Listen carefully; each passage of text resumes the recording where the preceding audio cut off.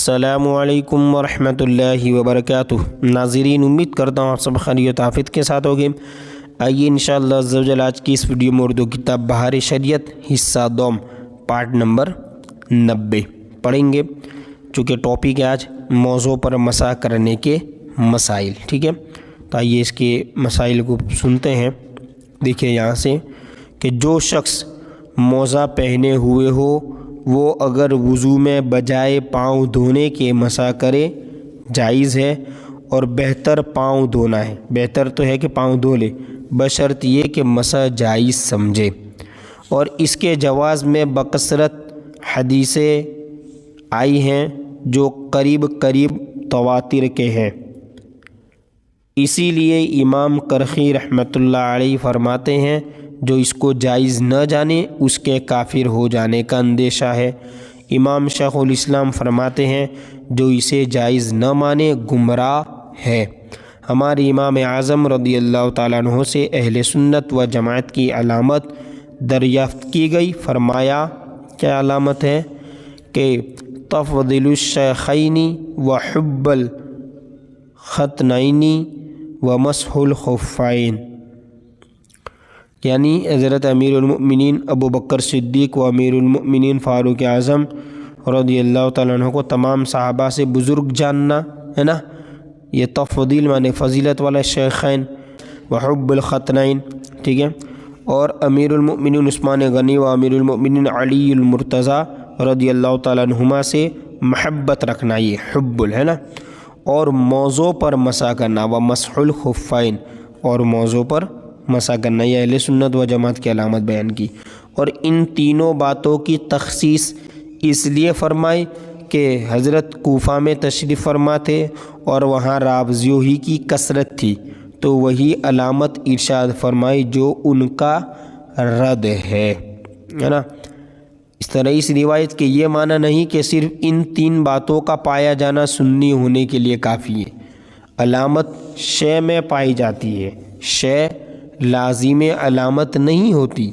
جیسے حدیث صحیح بخاری شریف میں وہابیہ کی علامت فرمائی سیماہم ہے نا، سیماہم التحلیق، ان کی علامت سر منڈانا ہے۔ اس کے یہ معنی نہیں کہ سر منڈانا ہی وہابی ہونے کے لیے کافی ہے۔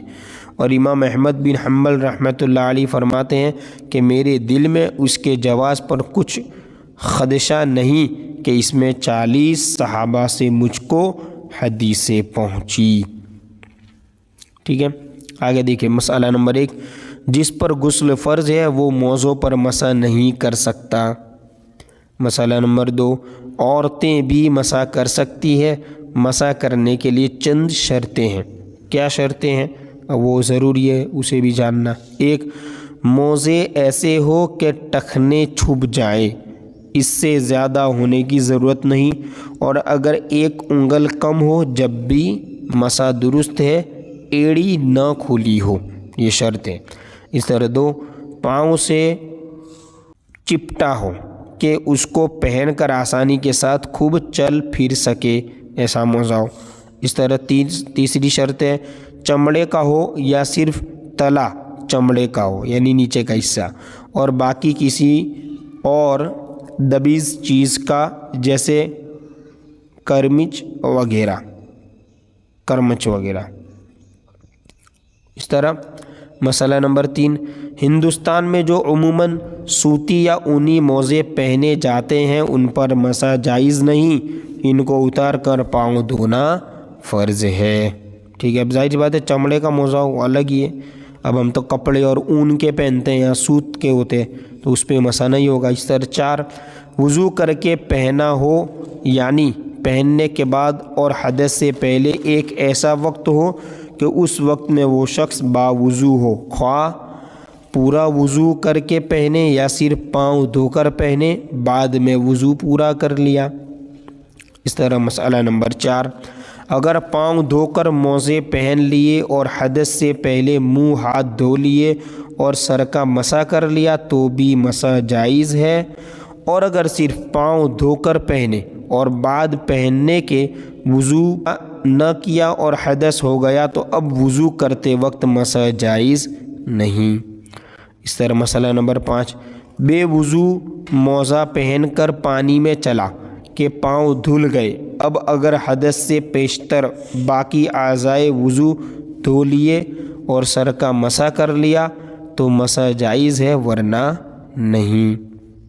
اس طرح مسئلہ نمبر 6، وضو کر کے ایک ہی پاؤں میں موزہ پہنا اور دوسرا نہ پہنا، یہاں تک کہ حدث ہوا تو اس ایک پر بھی مسح جائز نہیں، دونوں پاؤں کا دھونا فرض ہے۔ ٹھیک ہے۔ مسئلہ نمبر 7، تیمم کر کے موزے پہنے گئے تو مسح جائز نہیں۔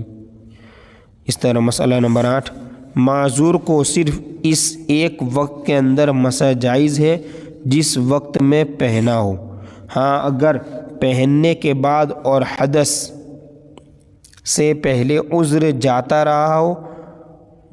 رہا تو اس کے لیے وہ مدت ہے جو تندرست کے لیے ہے۔ ٹھیک ہے۔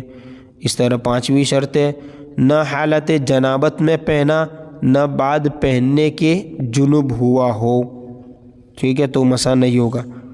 اس طرح مسئلہ 9، جنب نے جنابت کا تیمم کیا اور وضو کر کے موزہ پہنا تو مسح کر سکتا ہے، مگر جب جنابت کا تیمم جاتا رہا تو اب مسح جائز نہیں۔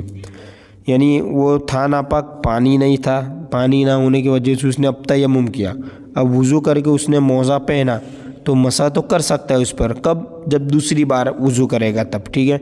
مگر جب جنابت کا تیمم جاتا رہا، یعنی جنابت جو کیا تھا پانی پر وہ قادر ہو گیا، پانی ہے یعنی تیمم جا رہا ہے، اب وہ مسح نہیں کر سکتا، ٹھیک ہے۔ اب مسئلہ نمبر 91 میں آگے پارٹ نمبر 91 میں آگے مسئلہ نمبر 10 سے پڑھیں گے۔